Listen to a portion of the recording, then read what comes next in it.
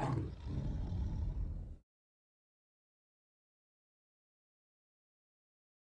high school, and I was always in tons of art classes, and in our art classes I was always just drawing. And then in my senior year, my art teacher at my high school was just like, you need to do some paintings. And I was like, no, I don't want to do paintings, I want to do drawings. She's like, no, do a painting. So I did one painting, and it was, I don't know, maybe like this big or something pretty small. And she's like, okay, go bigger. And then I did the next painting that was like this big, and then by the end of the semester, the end of the year, I was doing paintings that were 8 feet by 4 feet, so they were, like 2 meters by 3.5 meters in size. And I was building this the frames and stretching my canvas by hand and all this.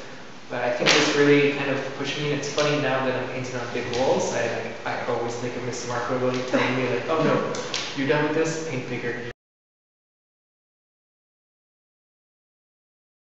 Like a recent project, I think it has a lot to being also connected with my childhood, and like I specific memories of drawing this like T-Rex in like the 5th grade, and just drawing it so many times that I got really, really good at drawing this one T-Rex in this one pose, and like being obsessed with it.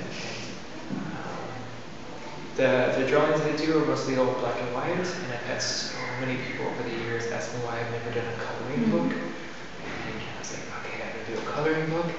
And it's going to be about dinosaurs, because dinosaurs are awesome and everyone can draw dinosaurs. And it makes you like think about when you were a kid and you get really excited about like history and fossils and all this stuff, and being in and people and places and environments. I think is so like the society of human beings in general, and it's interesting to go to Japan, Tokyo, and to see people and take photography and then come back home and then do illustrations based on these photos and these people that I see, and then maybe go to another continent, like here in Berlin, for instance, and put the people up that I saw in Japan, but then put them up here in Germany, or I went to Israel last year and got a pretty big painting of this old Jewish lady that I brought back here into Germany and painted her on a big wall.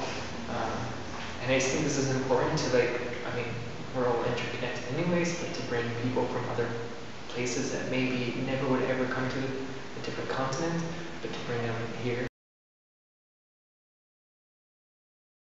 And it's so easy to get into a routine of exactly the way that you produce work and how you want to produce work and all this, but when you start working with other kids and you start doing collaboration pieces, it just opens your mind to the way that they do things, their techniques and their methods, and the way that they see color and composition and art and texture and how you do all this kind of stuff. So I think it's incredible to keep pushing yourself forward, to allow yourself to work with other people, and it's super important, I think.